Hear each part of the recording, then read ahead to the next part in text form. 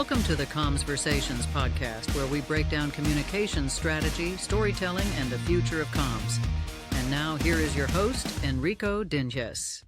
Welcome to Commsversations, the podcast where we unpack strategies, stories, and real-world lessons shaping the future of communications and public affairs. I'm your host, Enrico Dinges, and today we're diving into a topic every communicator, leader, just about everybody I talk to is really wrestling with, and that's why organizational change is just so hard. And want to get into what it actually takes to get people to adopt something new.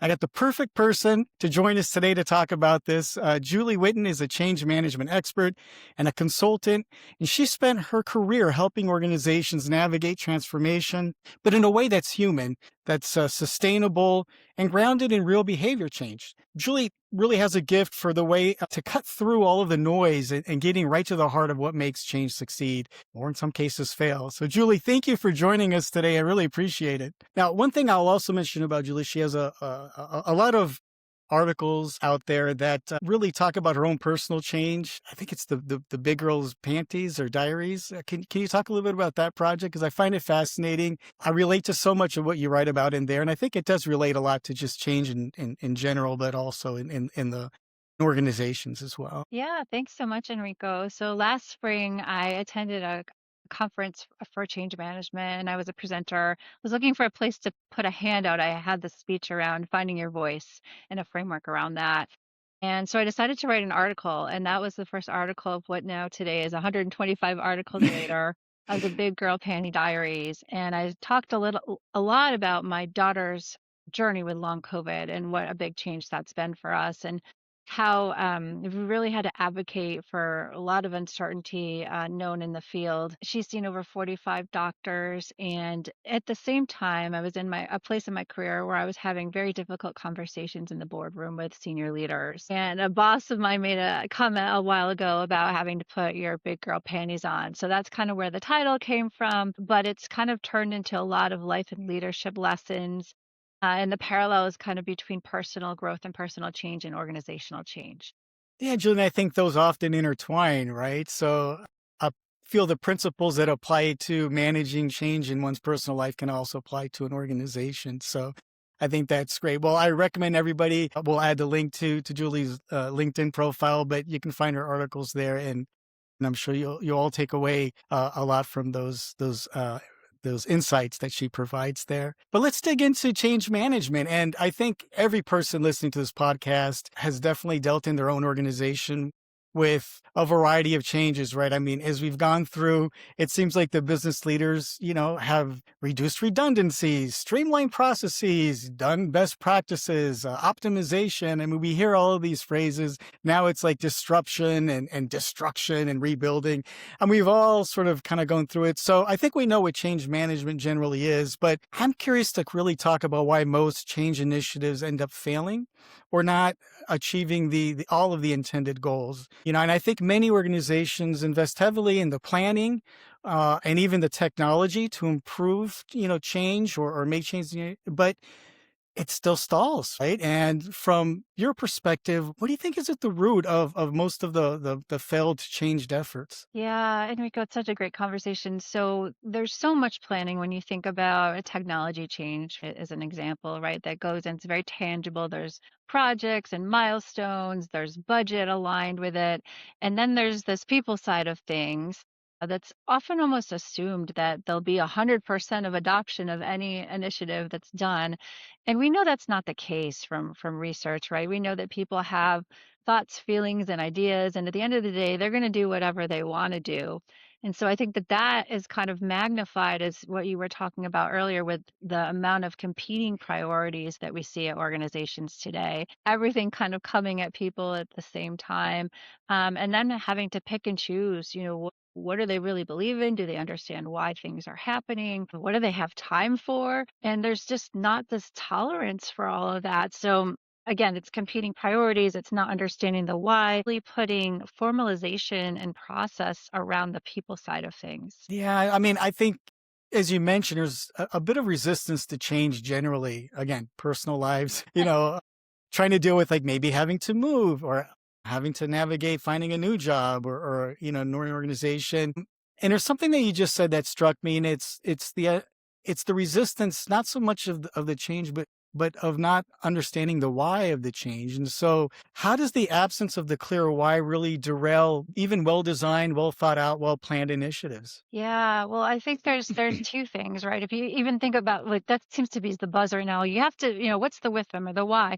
And there's really the why for the organization, and then there's the why for the individual. So when we peel back the layers of change management, it really is a series of individual changes that's going to create organizational change. So that's a one by one, right? And we know, as you said earlier, that people go through this loss, this emotional journey as they go through a change. And no matter what we do, they're always going to go through that emotional journey. And the reason why we do change management is really twofold, because it's the right thing to do for the people and it's to get to that adoption faster. And that's really where that ROI comes in. But then if you get back to this why for the organization and the why for the individual, I'll give you a really good example. ERP changes are notorious for failing. Big implementations, complex, wanting to get results quickly. And they're often the reasons behind for the organization are better decision making, better information, more integration of systems that are kind of outdated and clunky and might not be operationally efficient. But for the individual that's not understanding that and not seeing those faster decision making capabilities, they're seeing something where they might be going from a paper transaction that's they've been doing for 20 years to having to do something that might be a little bit longer and clunkier, right? So when you look to kind of mirror organizational why with individual why, it's really about going back to values and talking about future health of the company and growth. And that's kind of why we're making this change. And what does that mean for the individual? Well, it could mean stability, right? It could mean stability of their job, for their future. So a lot of times we're saying the why, but it's not the right why. Right. I think it goes back to sometimes it's the idea that if we just change the message a little bit, then they'd get it, right? It's always the message is the problem. But I think inherently a lot of people, because they've been in organizations and they've been through multiple potential changes, and they kind of feel like, well, the why is always about the bottom line. It's really, they're trying to hit a number and are trying to change processes in order to try to hit that number. And I feel like the involvement of the employees tends to be an afterthought, or, it's like we have to change this process, but we're not digging deep down and really listening to the people that implement those changes or are doing the work now to understand what are the true obstacles or what are the true things that could be streamlined. I mean, I know, sometimes in an organization, things can be bottlenecked just by one employee. And it's not the process that's the problem. It's that you have an employee that's territorial, really wants to review things.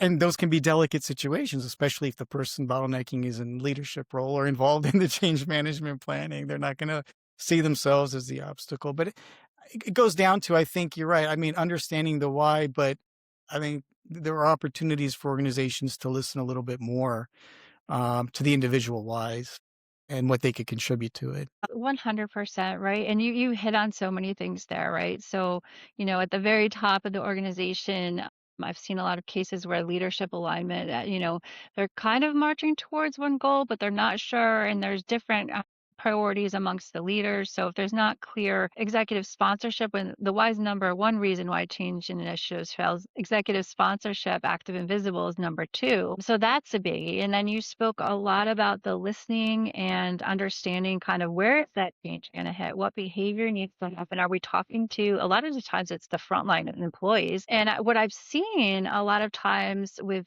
project teams is there tends to be a little bit of fear around, oh my goodness, well, we can't go and talk to everybody because that might change what we're doing. I kind of take the standpoint of how could you not talk to the people that are going to actually have to do this? So it's grounded in reality, right? Because we see things get rolled out and there just wasn't the depth of kind of studying what are the steps that need to be taken, how is that going to be different, and where can we anticipate this resistance that we know we're going to see. Yeah, and I think particularly now with the AI integration into workflows and agentic approaches, I feel that there are even territorial issues that present themselves in the company. Everybody wants to be attached to the shiny new thing, and so you start having, like you said, multiple leaders all trying to pull on their role within this new approach or this new technology.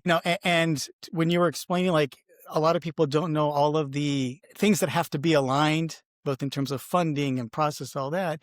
And they want this, they don't understand why in an organization we're not seeing these shiny new toys implemented right away, but they're governance issues that really have to be tackled. And perhaps, as I think you're alluding to, when you don't share that part of the why, or at least of the how, people can get frustrated or quickly become resistant or lose, interest in the behavior change because they're not understanding why things are moving so slow within a change that maybe they look at other organizations and see being implemented much more quickly. Yeah, I think it's hard, right? Because I think there is a lack of patience sometimes to do the work behind understanding all of these different pieces of the puzzle. And that's just for one project that we've been talking about, right? So now if you take that and you layer that on every single project that's happening and when the timing of the stakeholders, are they hitting them all at the same time? And I've Mhm. seen that there's a lot of just a lack of kind of wanting to take the steps to prioritize. It's not that, all of these things can be done, but I really believe that a good leader can freeze and unfreeze the organization at certain times as far as timing and pacing. And there's a real lack of kind of not allowing people that time to go through that journey. And it really is very similar to the stages of grief. If you kind of look at the curve, everybody is going to travel through that. All of Mhm. the emotion. And usually it kind of starts out that people are very excited and then it kind of slowly turns into fear of what does this mean for me? Right. And then there's kind of the slide. It's almost like a roller coaster down into this, we call it the valley of despair, but of people that can't clearly see what is the end state supposed to look like. And people slide back and forth until they get to that adoption state all the time at different lengths. And sometimes something will happen, like maybe a technology system is clunky, right? They start experimenting it, they start seeing the possibilities. Something happens, they're like, yeah, I'm done. I'm all the way back at the beginning. So we see people travel through that journey at different stages, and we see different personas emerge as to how people deal with change. Yeah. Now you mentioned something a little bit back in talking about sponsorship, and wanted to get a bit about invisible sponsorship, and what does that look like? What is the best practice there for leadership? Yeah, so I've been talking a lot about this notion of confidence lately, and it's really this word that I've been trying to live by, and it's a combination of being calm and also having confidence. And, there's three things when I kind of look at how do we unpack that. So, an active invisible sponsor knows when to pause, right? They know when to listen. They know that they don't have all of the answers. They know how to be curious and ask questions.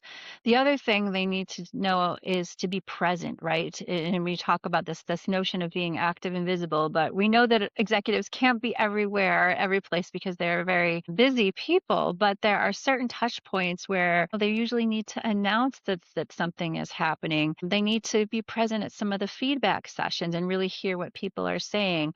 And then there's this notion of, the perspective aspect of it. So things will happen along the way or other outside forces will come up, but it's really up to this person to help the organization stay grounded, right? When they see kind of turbulence, and remind people the direction that they're moving in so they can keep people engaged, motivated, and moving forward. So there's kind of that aspect, this kind of calm, steady presence that's there, person that removes the barriers. So when these barriers Mm. tend to pop up, whether that's time or budget or competing priorities or misalignment, they're the person that really has the authority to be able to remove those barriers for success. God, that makes sense. Yeah, it's so important. So important for leadership to sort of model that behavior in a very emotional time for a lot of people within a company. So if you can be the face of calm and all of that, which for some people seems chaotic, and particularly since it feels that change often happens at a time when also redundancies are reduced. So people look to the left and the right and are seeing colleagues being let go and downsizing in departments. So it's also we're implementing a new system with a lot less people to drive that. And I feel that when you talked about there's so many levels to things, I feel like organizations do sometimes make the mistake of trying to do everything at once versus phasing. And again, I think it's because of that pressure of demonstrating results quickly. Sure. Particularly if you're a publicly traded company and you have, quarterly reports or you have stockholder meetings and investor relations announcements. I think it puts a lot of pressure not only on the process, but the timeline of it. Yeah, 100%. And you've kind of spoken about two different types of changes. So there are types of changes that can be co-created with the end users, right? And then there are the other types of changes that are more kind of catch and receive changes, is what I call them. So when you start to think about reorganization, you're not co-creating that with the end user. The end user will probably not be there in some cases anymore. So these things have to be handled delicately. And as you said earlier, when you start to layer things together, right, it becomes more complex, and you hear a lot of this, do more with less. And then on top of a change, you're layering change on top of change. I understand, we all know, as you said earlier, that companies are in business for a reason, and there are hard choices that need to be made. But I do think we have latitude as leaders to pace the timing of those changes so they can make more sense to folks, even where there are hard choices to be made. Yeah, makes sense. Well, a lot of this comes down to communication. And as communicators, those that are in this field, a lot of times I see this falling onto the PR department or the media relations department. And we can get a little bit into this, but I feel like there's a misalignment or an undervaluing of understanding the specific art that is change communication messaging and how it's different from what maybe communicators typically do in their role at an organization. Yeah.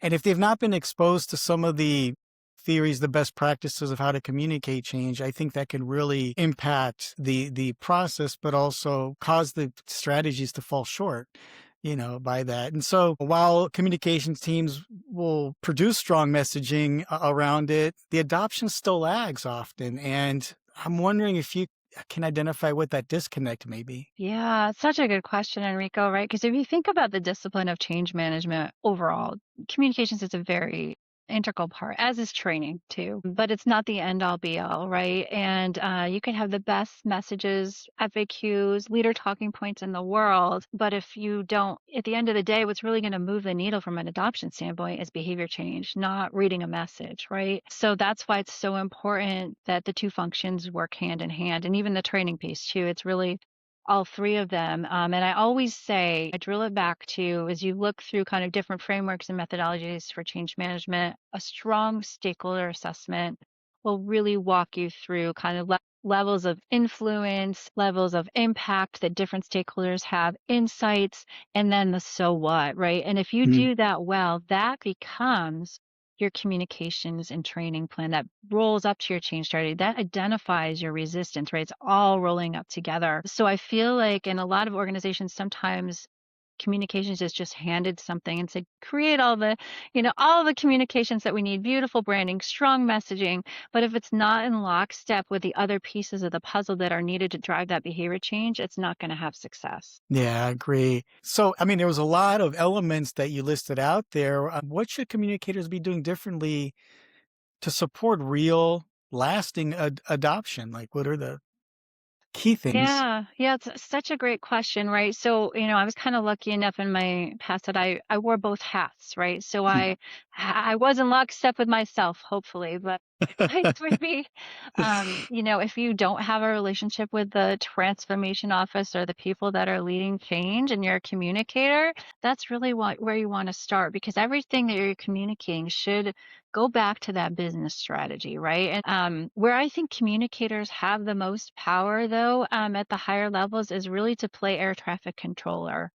And what I mean by that is I can't tell you the number of times that I threw my body in front of things that needed to go out to the organization that were disjointed, not connected to other things. And again, it was just very siloed. So there was opportunity to help whoever was receiving that information for awareness to connect it back to that why, right?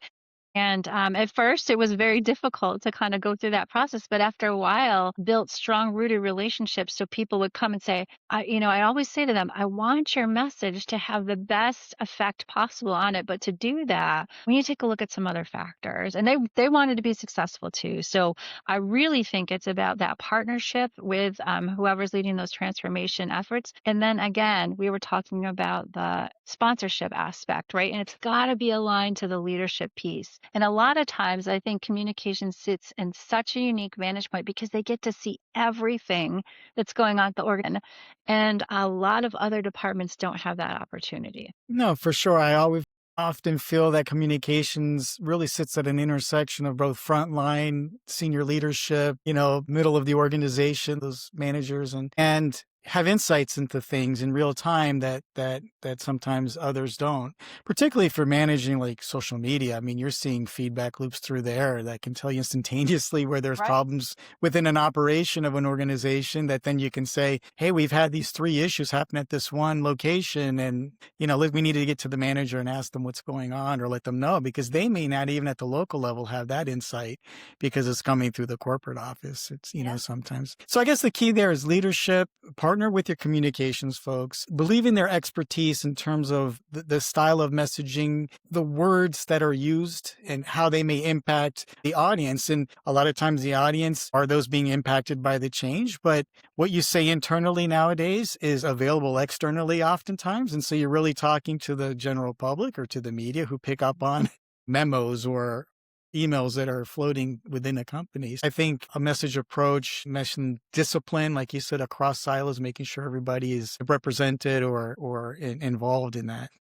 development. Even with all that, though, there's still the resistance. It's something that people can see as a negative. We got this barrier. People are not buying into the vision, buying into the change for whatever reason. Again, fear of their own position or of having to relearn, to upskill, all those things that do involve an effort and a change. And so it's a problem to solve the resistance. But I hear that you take a different view that resistance is data, it's information. What do you mean by that? Yeah, it's such a great question. I feel like I could talk about this for 2 So, as humans, we are wired for resistance. We can't help ourselves, right? And I think sometimes there's this notion that it's not going to happen. It's always going to happen. So you might as well plan for it, right? So it's Mm. natural for that to occur. So why not use it for good is really my stance. And again, back to that stakeholder assessment, right? Where you're really looking through the different stakeholders and either talking to them if you have the ability, depending upon the change, and seeing how things are going to land. There's different archetypes or personas that resistance tends to present itself at the individual level. And I like to think of that in terms of animal personas. And each animal persona has a negative and a positive quality when it comes to resistance. So I'll give you an example of one of the personas is a tiger. And a tiger is somebody that is just presenting themselves as out for attack, like vicious about change, right? And we've all seen, the toddler meltdowns that happen sometimes, right? And especially amongst the leaders, maybe behind closed doors. But that person, that tiger is also an early adopter. So it's Mm. really interesting if you can get them on your side, right? When they can become, very valuable to helping move the organization forward. Another one that's very common is an owl. So an owl tends to be very controlling and they also tend to be very passionate. And they're usually somebody that has deep institutional knowledge or that has been around for a very long time. Again, if you can get them on their side, they're passionate, but there's a driver behind kind of why they're acting in that controlling fashion. It's really because they care so deeply about what's going on and it Right. might threaten some of the things that are happening. So I don't know. I could definitely geek out more about this stuff, but I find it fascinating. And now that I've been doing this for a while, I can spot some of these personas a mile away. And every persona will say the same thing when I do a workshop. Understood. They're not wrong, right? Right. But there is a reason why they're acting in a certain capacity. Right. I'm thinking about the owl, and if they've been there, they know the blind spots that oftentimes or again, it's interesting. I love that overlay of sort of the spirit animals. It's a lot of fun. There's the beaver. The beaver builds up dams. They seen as barriers. So they're just the person that's asking all these different questions, but they're really asking it because they're trying to uncover all of the risks that they see. Sure. Well, I think you have to embrace all the animals. It's a jungle out Yeah. So, I mean, how can leaders then use resistance as a diagnostic tool rather than something like to try to suppress or avoid? Yeah, I think my experience has been there tends to be fear around the resistance, right? And I think it's almost like name and tame it, right? Like it's gonna happen. So let's figure out what we're gonna do with this and let's anticipate what this looks like and let's hit it on.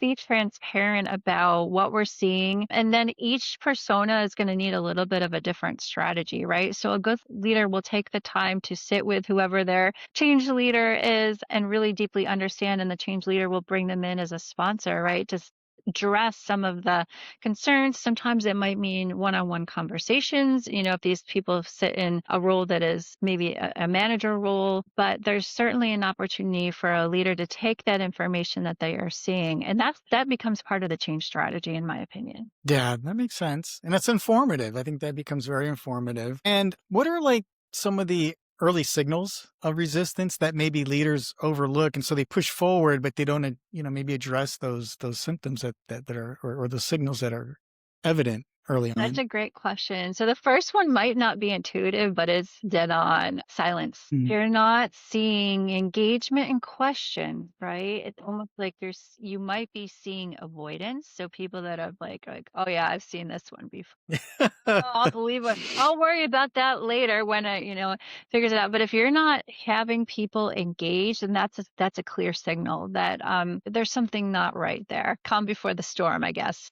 And I think it kind of goes back to, particularly for those that have experienced a major change in organization in the same organization before, it's sort of that change fatigue, Yeah. and I think maybe the first time you experience it, you slowly get on board and you survived it. And you're like, okay, well, that wasn't so bad. And maybe some things did improve, but we learned some things didn't need to change. They just needed, to be integrated a little more skillfully into the new process. But the fatigue, I think, is starting to hit a lot of organizations where people are just sort of, and I think they've experienced enough of this, change is constant. So you might as well just incorporate it. And it's more about skill building within yourself. And how are you as an individual going to manage whatever you can't control, within an organization? So I think the engagement part is certainly a signal of that. People are over it. Yeah. They don't believe this is really going to have the effect that it was, because we've tried different things and they've never really worked. Yeah, or like you said earlier, too, great example, they just don't have the capacity to even worry about it, right? Like you're gonna wait to worry. Right.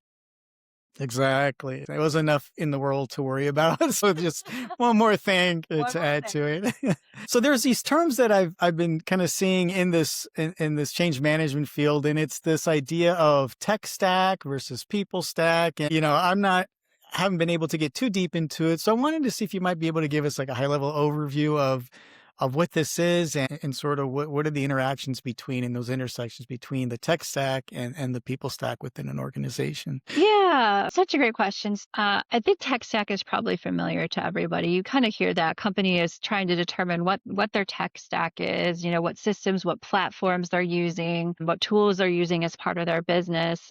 This could be like an ERP or a CRM, AI platform, something like that. So there's a lot of effort kind of built around this tech stack, but technology fails not because of the actual technology, itself, but really because people need the technology to work for them, right? And they're not utilizing it. So the people stack is really this term that I coined, and it's this notion of like this people operating system that works alongside whatever the technology stack is, because they need to coexist together to be successful. And so when I peel back the layers of like, well, what is people stack, right? And it's really this operation of how do you move through, like, what does that look like from a project standpoint? And it's working through kind of change frameworks and methodologies, but very simply, we've talked a lot about these things. Clarity is number one, right? Why are you doing this? Who is it going to benefit? And again, that leader will provide some perspective on that alignment, right? Not only across an organization, the leaders, but all the way down the organization and back up. Capability, and this is a big one. So are we teaching people how to do this?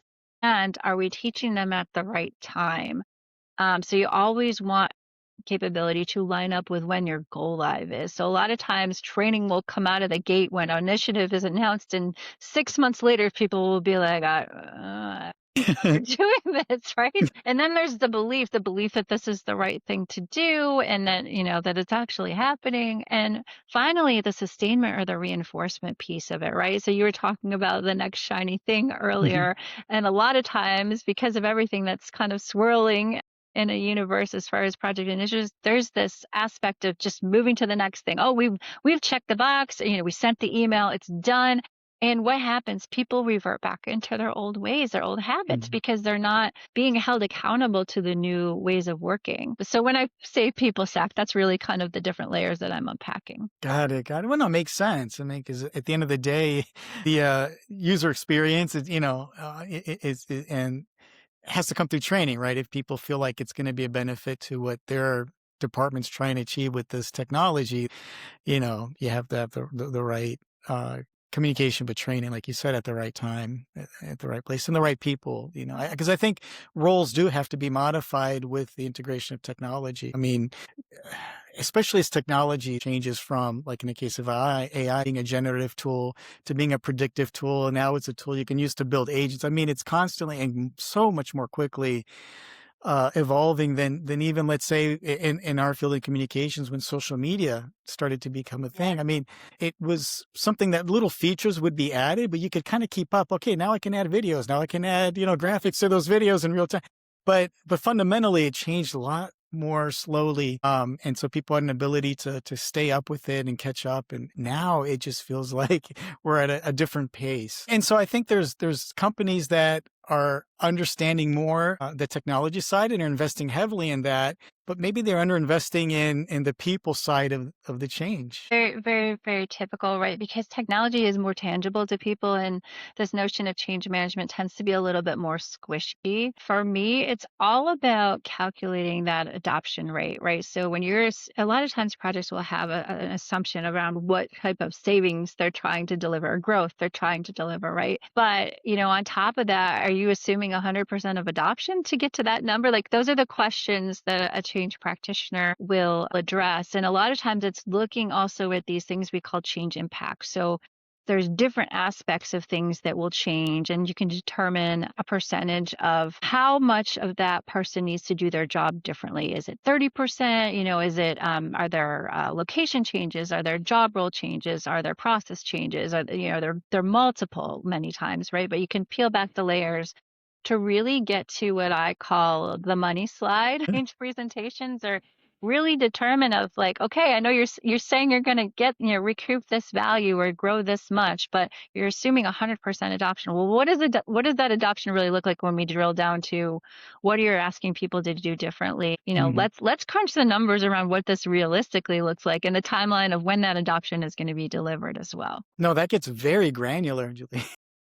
It It really does. does. Yeah. Yeah. And I just don't think there's many times the expertise or the patience, and even, the name. I'll be honest with you, this name of change management, people, it's a buzzword. People know what it is kind of, but a lot of Mhm. times we talked about earlier, people, translate it to communications or training, and those are aspects of it. But I almost want to call it like risk mitigation, or, Right. really, at the end of the day, that's what we're doing. Is the organization ready to receive this change? Have we thought about the people that are receiving the change and why? How are we going to sustain the change, right? Like, so that's kind of a little bit behind the curtains that a lot of people aren't talking about. No, that makes sense. I mean, I think, man, it's there's so many levels to this that there's not one magic bullet. And then, so I think being able to get that granular to inform what you're trying to do, or to at least manage expectations of what you're going to achieve, I think is something that gets overlooked. So I think it's great that you point that out. Now, going back to your people stack term, what does a healthy people stack look like in terms of a transformation effort? Like, what do you see as being important there? Yeah, I think, in a perfect world, you would start at the beginning. So as a project or initiative is coming online, the change management aspect is coming online at the same time, and really assessing that organizational readiness. That's kind of where we begin when we think about people stack, of really, are the people ready to receive this change? Are there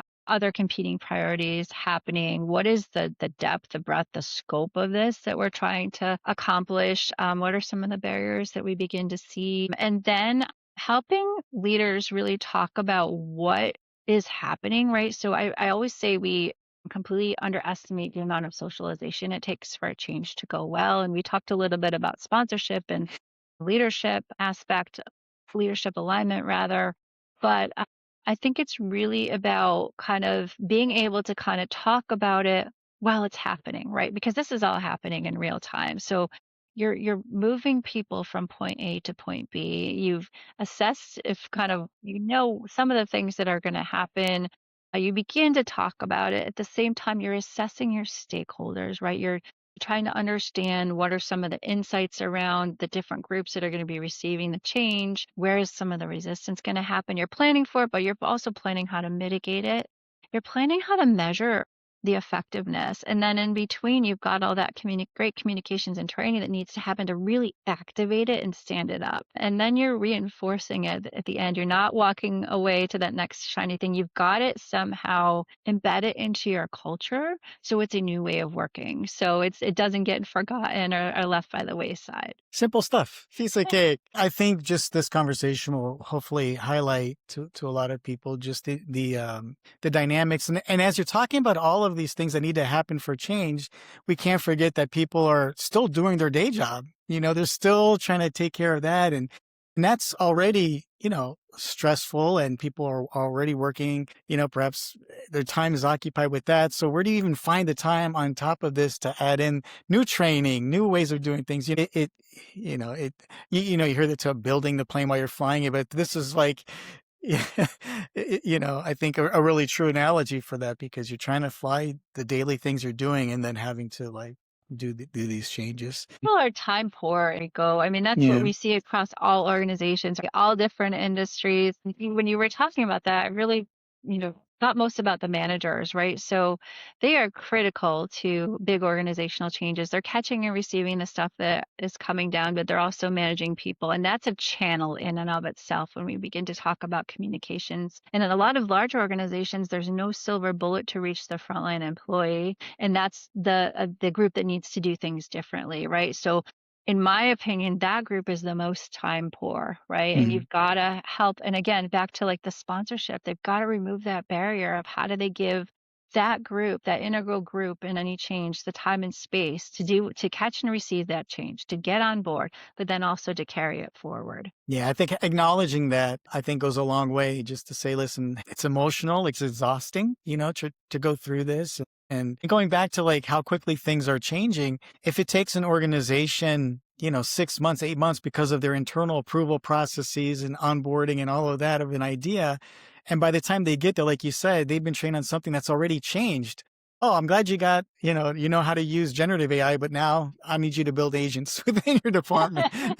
It's so quick. And so I think acknowledging that can go a long way.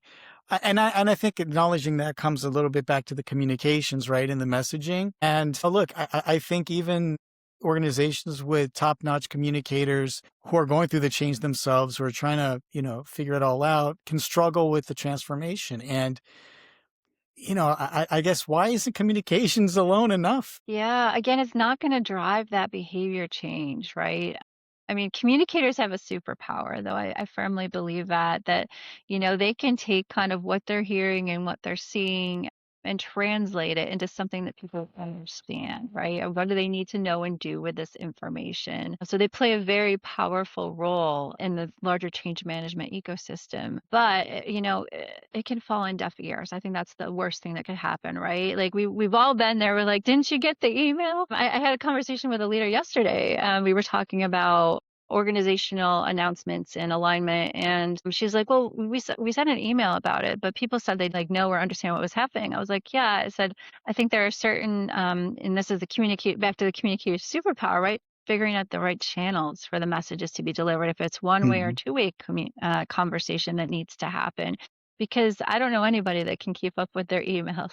Well, and you bring up the point, and it's the basic campaign development. It's multiple channels, right? So people receive the message, some by email, some by, a video that's, whatever it is, but you can't just go to one channel and expect it to be heard by everybody. So finding them where they're at. But I think particularly when it comes to trying to get people to adapt new behaviors, I mean, that's a big ask, particularly to communications. So what do you see are some of the limits to that? Communications being able to really drive a new behavior. Yeah, they can't do it alone, right? Like they say psychologically, what's going to make people change their behavior is if you pull on their heartstrings or their purse strings, right? And those are Two different things that are, very difficult to do just through communication. There's so much context, I think, that needs to come behind and follow up afterwards.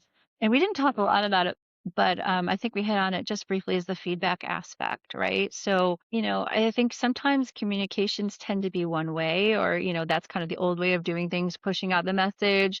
Leaders like, you'll do it.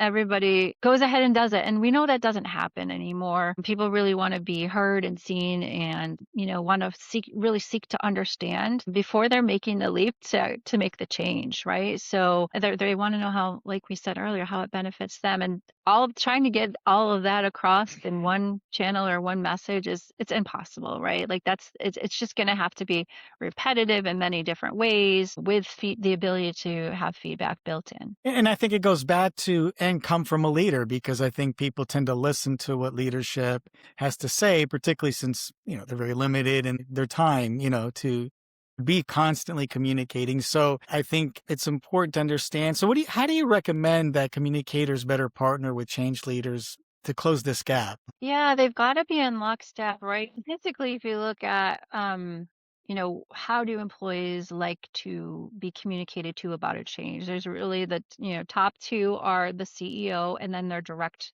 supervisor, right? So I do think there's the ability. We talked a little bit about the leadership connection and kind of being in lockstep from at the communicator standpoint, but that manager piece of it, right? If we know that they're going to be delivering that message, there's an opportunity to have some strong champion networks developed with that level of any organization, and that can be something that a communicator worked very closely with a change leader on, and really equipping that audience to be able to understand what's happening, to address questions, to bring feedback back, because they're going to hear and see it all at that level, right? So huge opportunity for that piece of the strategy to be very communications heavy. Yeah, I think that's important. That's absolutely important. Well, in your role as a consultant and also in-house throughout your career, you've worked with leaders who are excellent at driving change and maybe others who struggled. In your view, like sitting back, what do you think separates the two? Yeah,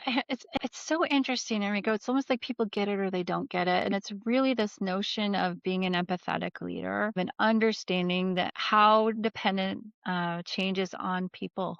And if they're not taking the time to acknowledge that, they're not going to be successful. There's going to be a lot of rework. I know many of us have probably seen initiatives, if we've been in an organization for a long time, that have happened over and over and over again. Well, there's a reason they didn't stick, right? But I think, if you have a leader that does understand the people side of things, that's willing to make the investment, and it's mostly of time, a little bit of money, to having a strategy around that, they're going to have far more success than somebody that didn't plan for it at all. Got it. Yeah.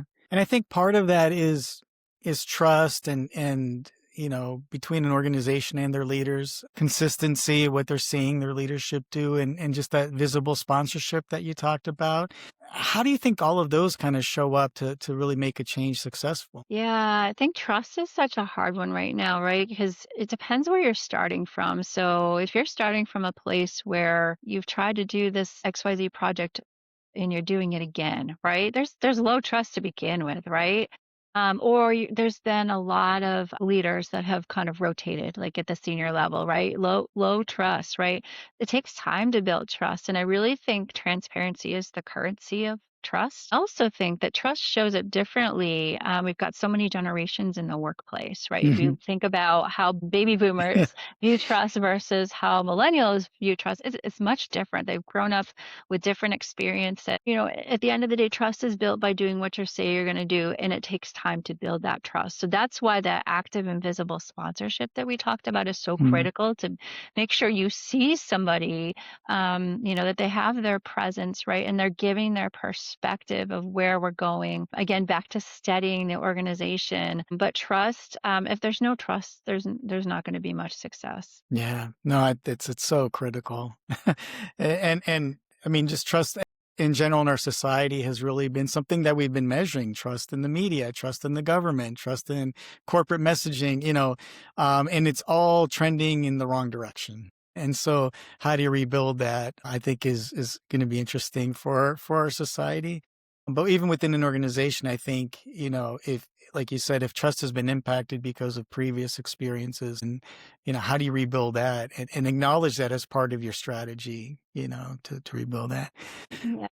But I got the $1 million question for you, Julie, and that's, if you could give leaders like one behavior to adapt tomorrow that could improve their change outcomes, like what would that be? Yeah, I really want to go back to this notion of confidence. And I know we've talked about it a little bit earlier, but I really think in times of uncertainty that teams and employees are looking towards somebody that can help stabilize the organization.